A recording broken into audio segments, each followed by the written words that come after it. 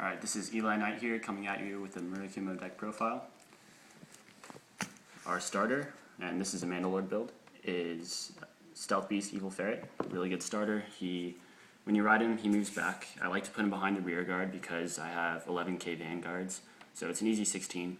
But basically his effect is I can put him at the bottom of the deck to superior call something from my hand, and at the end of the turn that thing would go back to my hand, which is really helpful in letting you be aggressive, and I'll get more into that later. So for triggers, and this is the only trigger lineup we have 4 crits, 4 stands. Stands are really helpful with this deck. They won me so many games just because you force more out of your opponent's hand. 4 draws, and of course 4 heals. Don't ask why I run heals. LOL. Okay, for grade 1s, we have 4 Stealth Rogue of Silence. He's the 8k booster. 4 Perfect Guards. Very important. 4 Stealth Beast Million Rat. This is pretty much the MVP of the deck, I would say. He helps you be aggressive and get a lot of attacks early game. What you do with him is you counterblast 1 when he's placed, and you can search your deck for another one and place that, and of course since it's placed you can keep doing that. So this works with Ferret because you get him back to your hand so you can do the shenanigans all over again. He's also good late game. If for some reason you lost some back row cards or even some front row cards, like if you're playing against Kagero or something, you just get those attacks again. And lastly, 2 Stealth Beast Leaf Raccoon. Not super good, but because Raccoon has an effect that puts him at the bottom of the deck to help you out, that could be a good way to get this guy out because you're not really minusing yourself that much. You're using someone else's effect to make way for this guy. So if you have more cards than your opponent, which is sometimes, he'll add another 4 power to your vanguard. For grade 2s, we got the 10k beats. Damn. Super cool looking 10k beat. We got the 4 FUSHIMI. This guy is really good. When you ride him as your vanguard, you can hit any back row. So we sort of like Tejas. Helped me kill a Conroe before. And this is Midnight Crow. He's a lot like the Ferret. Not as helpful, but early game, especially if you go first, you can use him to fill your front row, and pretty much you don't use any resources from your hand and get free attacks. Alright, lastly, grade 3s, we got 4 Mandala Lords.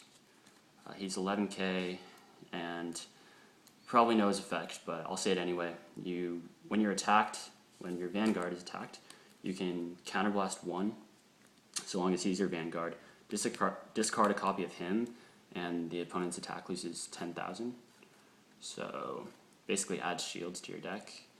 And in this deck, you really rush to gain an advantage early, and this guy helps you hold on by adding more shield.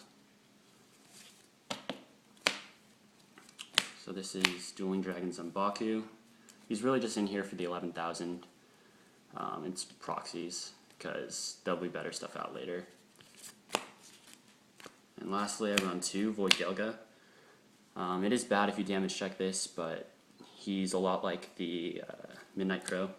Pretty much adding more early game aggressiveness, because if you don't have Midnight Crow, you can fill up your front row with 2 of these guys. And yeah, it just helps get you more attacks. In late game, if your front row was wiped out somehow, you can fill it back up again. So how would you say this deck does compared to other decks like The End or Megacolony? Megacolony. This deck does really well early, and in the end game, it lacks power, honestly. But if you do hit a stand trigger, you have a great chance to win in the end game. I mean, I've been beating decks like DotE, Spectral Duke, and Megacolony. Yeah, because when you attack so many times early game, your opponent is less likely to guard it and just generate some advantage. And if you know how to hold on to it, you have a chance. And because you have these guys and these guys, like, even if they hit your front row, you can get it back. And you have a great chance of having a full field. Yeah, the cloning ability is very good, especially when they all return.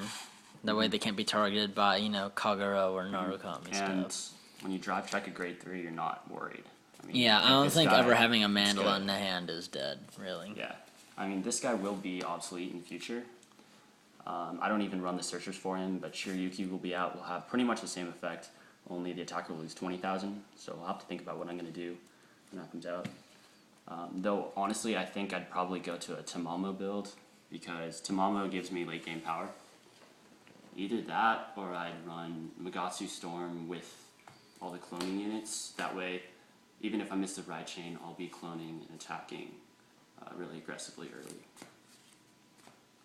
Yeah, so that's the deck. That's the deck, guys. For more content, make sure to subscribe to our channel.